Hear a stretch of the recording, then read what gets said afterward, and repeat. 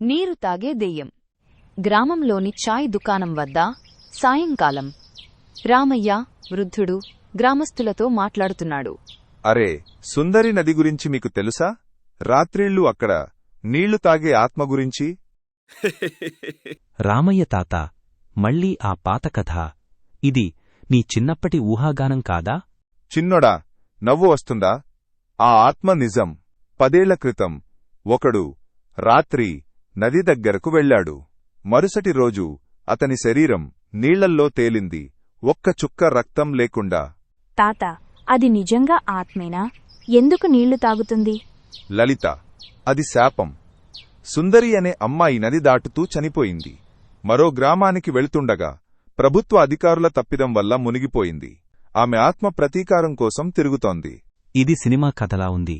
నేను ఈ రాత్రి నదికి వెళతాను, ఆ ఆత్మతో సెల్ఫీ తీసుకొస్తా. సురేష్, వెర్రితనం చెయ్యొద్దు. నీకు ఏమైనా అయితే? లలిత, నీవు ఈ కథలు నమ్ముతావా?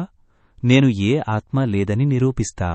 అందరూ నవ్వుతారు, కాని రామయ్య సీరియస్గా ఉంటాడు. సురేష్ స్నేహితుడు వీరుతో నది వద్దకు వెళతాడు. చీకటి, చల్లని గాలి, నీళ్ల శబ్దం. సురేష్, ఈ పని అవసరమా? ఇంటికి వెళదాం, చల్లగా ఉంది. వీరు, నీవు ఇంత భయపడతావని తెలిస్తే నిన్ను తీసుకొచ్చేవాడిని కాదు. ఇక్కడ ఏ ఆత్మా లేదు, ఇదంతా ఊహాగానం. నదిలో స్త్రీరూపం కనిపిస్తుంది. తెల్లని చీర, పొడవాటి జుట్టు, నీళ్లు తాగుతోంది. సురేష్, అక్కడ ఆత్మ, పరిగెత్తు. నిజంగానా? అది నీళ్లు తాగుతోంది. సురేష్ ఫోన్ తీసి ఫోటో తీయడానికి ప్రయత్నిస్తాడు. ఆత్మ అతని వైపు చూస్తుంది. కళ్ళు ఎరుపెక్కాయి. ఎవరు నీవు? నా శాంతిని భంగం చేస్తావా? అయ్యో, నేను అనుకోకుండా వచ్చాను. దయచేసి నన్ను వదిలేయండి. నీవు నన్ను చూశావు, ఇప్పుడు నీవు బతకలేవు. వీరు భయంతో పరిగెత్తుతాడు. సురేష్ పరిగెత్తబోతాడు, కాని ఆత్మ అతని చేయి పట్టుకుంటుంది. ఆమె ముఖం లలితలా కనిపిస్తుంది. లలిత, నీవు ఇది ఏమిటి? నేను లలిత కాదు, నేను సుందరి. నీవు నన్ను చూశావు, కాని నీవు నాకు సహాయం చేయగలవు. సహాయం? నీవు ఆత్మవి కదా, నీకు ఏ సహాయం కావాలి? నా శాపాన్ని తొలగించు, నా కథ విను. నీవు నాకు న్యాయం చేయగలిగితే నేను ఈ గ్రామాన్ని వదిలి వెళతాను. సురేష్ భయపడుతూనే ఆత్మకథ వినడానికి అంగీకరిస్తాడు. నది ఒడ్డున సురేష్ ఆత్మ ముందు కూర్చుంటాడు. ఆత్మ తన కథ చెప్పడం ప్రారంభిస్తుంది. నా పేరు సుందరి. నేను ఈ గ్రామంలో సాధారణ అమ్మాయిని. 10 ఏళ్ల క్రితం మరో గ్రామానికి వెళ్లడానికి ఈ నది దాటుతున్నాను. వర్షాకాలం, నది ఉప్పొంగింది. ప్రభుత్వాధికారులు బలమైన వంతెన హామీ ఇచ్చారు, కాని నిధులు మళ్లించారు. బలహీనమైన వంతెన కూలిపోయింది. నేను మునిగిపోయాను. అయ్యో, దారుణం. కాని నీవు ఆత్మగా ఎందుకు మారావు? నా మరణం అన్యాయం. అధికారుల అవినీతి నా జీవితాన్ని తీసింది. నా ఆత్మకు శాంతి లభించలేదు. నేను ఈ నదిలో బంధించబడ్డాను. నీళ్లు తాగడం నా బాధను తగ్గిస్తుంది, కాని ఎవరైనా నన్ను చూస్తే నా కోపం వారిపై చూపిస్తాను. నీ శాపం ఎలా తొలగిపోతుంది? ఆ అధికారి రాజారావు ఇప్పుడు గ్రామ పెద్ద. అతను తన తప్పును ఒప్పుకోవాలి, నా సమాధి వద్ద క్షమాపణ చెప్పాలి. అప్పుడే నా ఆత్మకు శాంతి లభిస్తుంది. రాజారావు గ్రామ పెద్ద, అతను అవినీతిపరుడని ఎలా నమ్మగలను? నీవు నమ్మకపోతే గ్రామం శాపం నుండి విముక్తి పొందదు. సహాయం చేయకపోతే నీవు కూడా ఈ నదిలో మునిగిపోతావు. సురేష్ భయపడతాడు, కాని సాహసం చేయాలని నిర్ణయిస్తాడు. సురేష్ రాజారావు ఇంటికి వెళతాడు. రాజారావు గంభీరమైన వృద్ధుడు, కాని చాతుర్యం కనిపిస్తుంది. రాజారావు గారు, మీతో మాట్లాడాలి, చాలా ముఖ్యమైన విషయం. ఏమిటి సురేష్, నీవు ఇంత ధైర్యంగా నా ఇంటికి వచ్చావు? చెప్పు, ఏం కావాలి? సుందరి అనే అమ్మాయి గుర్తుందా? నది దాటుతూ చనిపోయింది. మీరు అధికారిగా ఉన్నప్పుడు వంతెన నిర్మాణంలో అవినీతి చేశారు కదా? హహ్, సుందరి, ఆ పేరు నాకు కొత్తగా ఉంది. నీవు ఈ గ్రామంలో నన్ను ఎదిరించాలనుకుంటున్నావా? నీకు ఎవరు ఈ కథలు చెప్పారు? ఆమె ఆత్మ నన్ను కలిసింది. మీరు నిధులు మళ్లించారని, ఆమె మరణానికి కారణమయ్యారని చెప్పింది. క్షమాపణ చెప్పండి, లేకపోతే గ్రామం శాపం నుండి విముక్తి పొందదు. ఆత్మా, హహ, నీవు చిన్నపిల్లల కథలు నమ్ముతావా? నేను ఈ గ్రామ పెద్దను. నా గౌరవాన్ని దెబ్బతీయడానికి నీవు ఎవరు? నీకు రుజువు ఉందా? లేకపోతే ఈ ఊరు నీకు నీడ ఇవ్వదు. సురేష్ నిరాశతో వెళతాడు. కాని రాజారావును నది వద్దకు తీసుకురావాలని నిర్ణయిస్తాడు. సురేష్, లలిత వీరు గ్రామస్తులను ఒప్పిస్తారు. రాజారావును నది వద్దకు తీసుకురావాలని ప్లాన్ చేస్తారు. గ్రామ సమావేశంలో సురేష్ మాట్లాడతాడు. గ్రామస్తులారా, సుందరి ఆత్మ మన గ్రామాన్ని శాపంలో ఉంచింది. రాజారావు గారు తన తప్పును ఒప్పుకోవాలి. లేకపోతే మన గ్రామం ఈ భయం నుండి విముక్తి పొందదు. సురేష్, నీవు చెప్పేది నిజమైతే రాజారావు సమాధానం చెప్పాలి. వంతెన నిర్మాణంలో అవినీతి జరిగిందని అప్పట్లో పుకార్లు ఉన్నాయి. ఇదంతా కుట్ర. సురేష్, నీవు నా స్థానం కోసం ఆరాటపడుతున్నావు కదా? ఈ గ్రామంలో నన్ను ఎదిరించే ధైర్యం నీకు ఎలా వచ్చింది? ఆ ఆత్మకథలు చెప్పి గ్రామస్తులను భయపెడతావా? రాజారావుగారు, ఒక్కసారి నది వద్దకు రండి. సుందరి ఆత్మ మీతో మాట్లాడాలనుకుంటోంది. నది, ఆ ఆత్మ? హహ, నేను ఈ వెర్రి నాటకాలకు భయపడను. సరే, వస్తాను. నీ ఆత్మ నన్ను ఏం చేస్తుందో చూద్దాం. రాజారావు అనుమానంగా ఉన్న గ్రామస్తుల ఒత్తిడితో నది వద్దకు వెళతాడు. రాత్రి నది వద్ద సుందరి ఆత్మ కనిపిస్తుంది. రాజారావు ఆమెను చూసి షాక్ అవుతాడు. కాని భయాన్ని దాచుకుంటాడు. రాజారావు, నీవు నా మరణానికి కారణం. నీ అవినీతి నా జీవితాన్ని తీసింది. నీవు నిజం చెప్పి క్షమాపణ చెప్పు. ఓహో సుందరి, నీవు ఆత్మగా వచ్చావా? నీవు చనిపోయావని నాకు బాధ ఉంది. కాని నేను ఏం చేయను? వంతెన కూలిపోయింది. అది నీ దురదృష్టం. నన్ను దోషిగా చేయడం ఆపు. రాజారావు గారు, నిజం చెప్పండి. వంతెన నిధులు ఎక్కడికి పోయాయి? మీరు అవినీతి చేశారు కదా? సురేష్, నీవు ఈ గ్రామంలో నన్ను ఎదిరించడం ఆపు. నిధులు? హహ, అవి ఎక్కడికి పోయాయో నీకు తెలుసా? నేను ఈ గ్రామాన్ని రక్షించాను. నా స్వంత జేబులో ఒక్క పైసా పెట్టుకోలేదు. నీవు ఈ ఆత్మ నాటకంతో నన్ను బెదిరించలేవు. రాజారావు, నీ అబద్ధాలు నన్ను మోసం చేయవు. నీవు క్షమాపణ చెప్పకపోతే నీవు ఈ నదిలో మునిగిపోతావు. నన్ను చంపుతావా? హహ, నేను ఈ గ్రామ పెద్దను. నీవొక చిన్న ఆత్మవు. నీవు నన్ను ఏం చేయగలవు? నేను క్షమాపణ చెప్పను. నీవు ఈ నదిలోనే ఉండు. నేను నా జీవితాన్ని ఆనందిస్తాను. రాజారావు నవ్వుతూ వెనక్కి తిరిగి పరిగెత్తబోతాడు. అకస్మాత్తుగా నదినీళ్లు ఉప్పొంగుతాయి.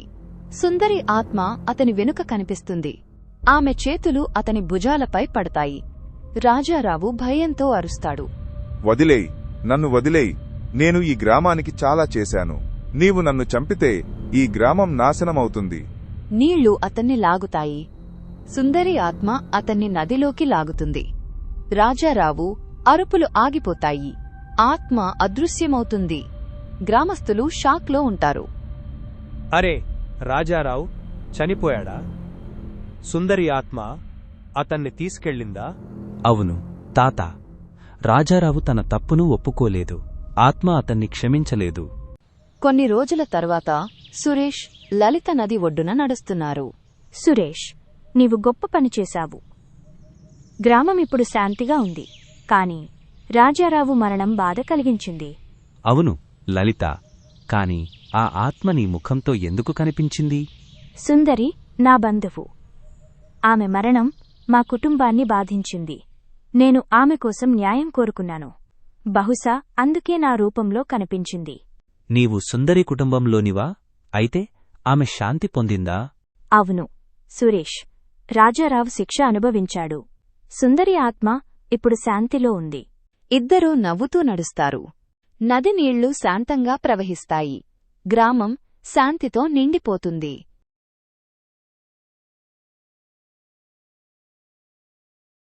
పండ్లు అమ్మే దెయ్యం. చాంద్పూర్ గ్రామం మధ్యాహ్నపు ఎండలో మెరుస్తోంది. దాని పండ్ల మార్కెట్ అమ్మకందారులు మరియు బేరసారాలు చేసేవారి అరుపులతో గందరగోళంగా ఉంది. మామిడి పండ్లు, అరటి పండ్లు, దానిమ్మ పండ్లు చక్కగా కుప్పలుగా పోసి మెరుస్తున్నాయి. కాని అమ్మకందారులపై ఒక వింత ఒత్తిడి నెలకొని ఉంది. ఇటీవల వ్యాపారులు అదృశ్యమవుతున్నారు. బళ్ళు వదిలివేయబడి పండ్లు కుళ్ళిపోతున్నాయి. పాత చింత చెట్టు దగ్గర వారాల క్రితం ఒక కొత్త దుకాణం వెలిసింది. దాని సరుకులు నమ్మశక్యం కాని విధంగా పరిపూర్ణంగా ఉన్నాయి. దాని అమ్మకందారి ఒక రహస్యం. అర్జున్, పెద్ద గొంతుతో మొరటుగా మాట్లాడే అరటి పండ్ల వ్యాపారి, తన బండికి ఆనుకుని తన స్నేహితురాలు లీలా, కోపిష్టి దానిమ్మ పండ్ల వ్యాపారితో మాట్లాడుతున్నాడు. లీలా, అందరూ దొంగల్లా ఎందుకు గుసగుసలాడుతున్నారు? ఇది పట్టపగలు. వ్యాపారం జోరుగా సాగుతోంది. జోరుగా సాగుతోందా? కళ్ళు తెరువు, అర్జున్. నలుగురు అమ్మకందారులు మాయమయ్యారు. రమేష్, సీత, గోపాల్, ఇప్పుడు తార. ఇది సాధారణమని నీకు అనిపిస్తుందా? రమేష్ సోమరిపోతూ, తాగుబోతూ. సీత ప్రియుడితో పారిపోయింది. గోపాల్ మరియు తార ముసలితనం, దెయ్యాల కథలు అల్లడం ఆపు. దెయ్యాల కథలా? అది ఆమె. ఆ పండ్లమ్మే ఆమె. చింత చెట్టు దగ్గర ఆ కొత్త మహిళ. ఆమె పండ్లు చాలా చౌకగా, చాలా బాగున్నాయి. ఆమె వచ్చినప్పటి నుండి అమ్మకందారులు అదృశ్యమవుతున్నారు. ఎండలో పండ్లు అమ్మే దెయ్యమా? నువ్వు చెప్పేది తప్పని నిరూపించడానికి నేను ఆమెతో బేరమాడతాను. తప్పని నిరూపిస్తావా? తర్వాతిది నువ్వే. మూర్ఖుడా, ఆమె దుకాణం వైపు వెళ్లకు. అర్జున్ నవ్వుతూ ఒక అరటి తొక్కను పక్కకు తన్నాడు. కాని చింతచెట్టు అతని మనసులో మరింత పెద్దదిగా కనిపించింది. ఆ మధ్యాహ్నం తరువాత అర్జున్ పండ్లమ్మే ఆమె దుకాణం వైపు దర్జాగా నడిచాడు. సూర్యుడు తీవ్రంగా ప్రకాశిస్తున్నాడు. ఆమె బండి బంగారు మామిడి పండ్లు, బొద్దుగా ఉన్న జామ పండ్లు మరియు తాజా గాయాల్లా ఎర్రగా ఉన్న యాపిల్స్తో నిండిపోయింది. అన్నీ దోషరహితంగా ఉన్నాయి. అక్కడ మాసిన పసుపు రంగు చీరలో ఒక మహిళ నిలబడి ఉంది. ఆమె స్వరం తేనెలా మృదువుగా ఉంది. ఓయ్ అక్కా, నీ మామిడి పండ్లు బాగానే ఉన్నాయి. ధర ఎంత? మామిడి పండ్లా బిడ్డా? ఒక్కొక్కటి 3 రూపాయలు. ఈ ఉదయం తాజాగా కోసినవి నీకోసమే. 3 రూపాయలా? నువ్వు మా అందరి ధరలు తగ్గిస్తున్నావు. మా వినియోగదారులను దొంగిలించాలని చూస్తున్నావా? దొంగిలించడమా? లేదు బిడ్డా, నేను ఇంకా పెద్దది నిర్మిస్తున్నాను. త్వరలో నా పండ్లు ఈ మార్కెట్ను శాసిస్తాయి. శాసిస్తాయా? ఏంటి, మమ్మల్ని తరిమేయాలని ప్లాన్ చేస్తున్నావా? తరిమేయడమా? వారు వెళ్ళిపోతారు, లేదా నాతో ఉంటారు. ఇప్పుడే కొనుక్కో బిడ్డా. నీ స్నేహితులకు చెప్పు. నీతో ఉంటారా? దాని అర్థమేంటి? నీ మామిడి పండ్లు తీసుకో. నీకు త్వరలోనే అర్థమవుతుంది.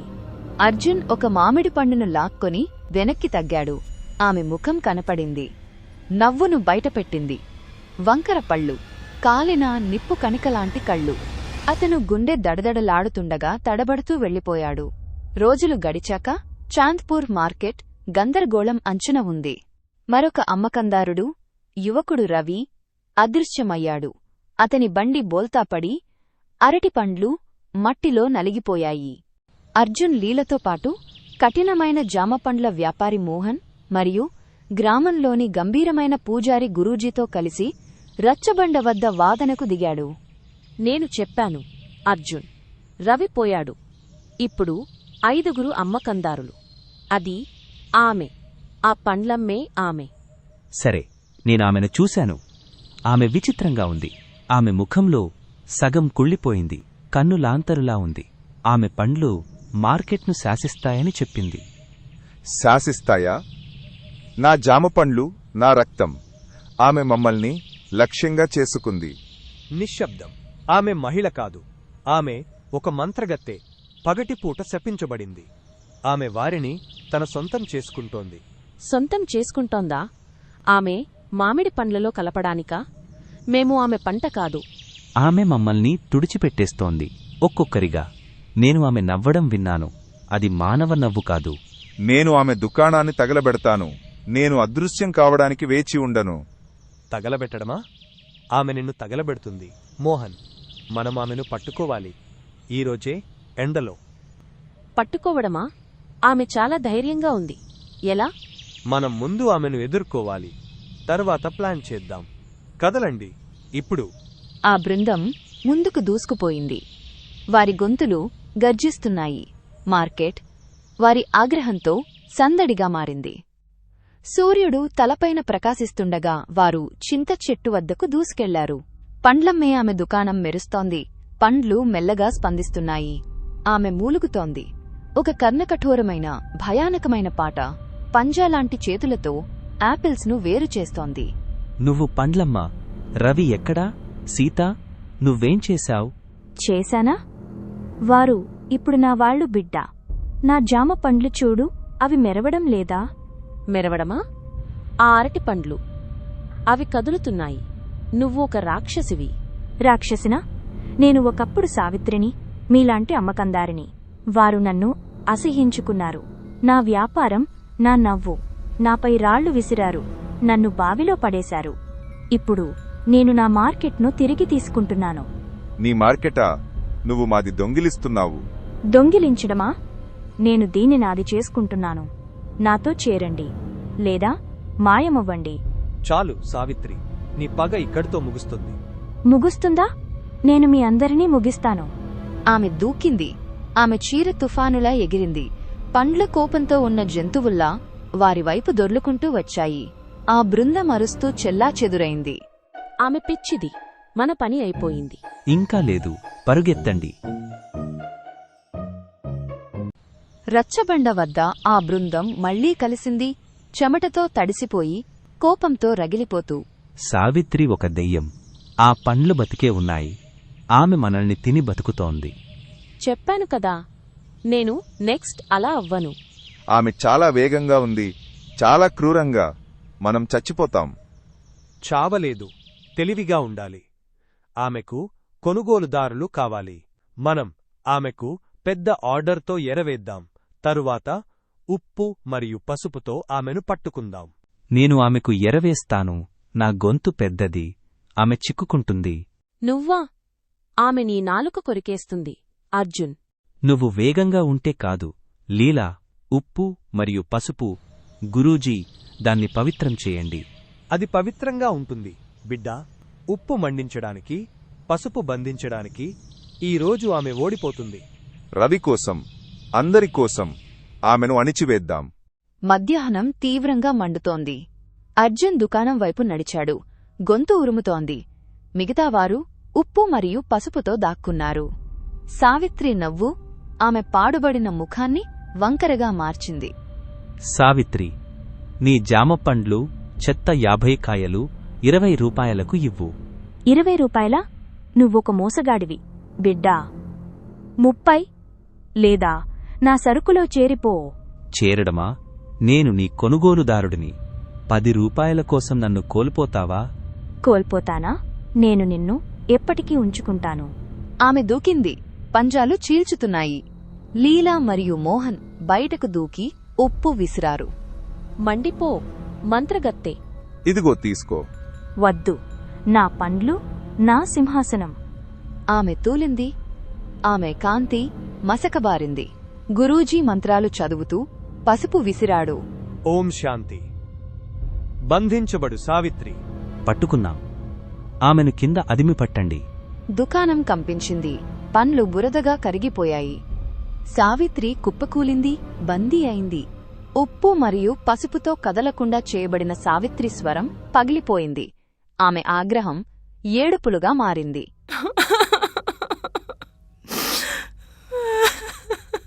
ఎందుకు? నేను కేవలం నా స్థానం కోరుకున్నాను. వారు నాపై రాళ్లు విసిరారు. నన్ను బావిలో ఊపిరాడకుండా చేశారు. నేను ఒంటరిగా ఉన్నాను. ఒంటరిగానా? నువ్వు రవిని, సీతను తీసుకున్నావు. వారు నా పండ్లలో ఉన్నారు. బతికే, నాతో. నేను చంపలేదు. నేను వారిని రక్షించాను. రక్షించావా? నువ్వు మమ్మల్ని భయభ్రాంతులకు గురిచేశావు. మాట్లాడు సావిత్రి. ఈ గందరగోళం ఎందుకు? నేను రక్తం కారుతుండగా వారు సంతోషించారు. నన్ను విసిరిపడేశారు. నేను మేల్కొన్నాను ఆకలితో. నన్ను ఉండనివ్వండి దయచేసి. ఉండడమా? ఈ పిచ్చి తర్వాత? ఆగు. ఆమె దుర్మార్గమైనది కాదు. ఆమె కన్నీళ్లు చూడు. మనం ఆమె దగ్గర కొంటే కేవలం ఆమె దగ్గరే, ఇకపై అదృశ్యాలు ఉండవు. ప్రమాణం చెయ్యి సావిత్రి. నేను ప్రమాణం చేస్తున్నాను. హాని చెయ్యను, కేవలం అమ్ముకుంటాను. ఒక ఉద్రిక్తమైన నిశ్శబ్దం ఆవరించింది. వారి కోపం దయకు లొంగిపోయింది. రోజులు గడిచాక చాంద్పూర్ పండ్ల మార్కెట్ మారిపోయింది. గ్రామస్తులు సావిత్రి దుకాణం వద్దకు గుంపులుగా వెళ్లారు. ఆమె భయానకమైన పండ్లే ఏకైక వ్యాపారం. ఒకప్పుడు పీడగా ఉన్న సావిత్రి వారి పండ్ల వ్యాపారి అయ్యింది. చింత చెట్టు కావలిదారుగా నిలిచింది.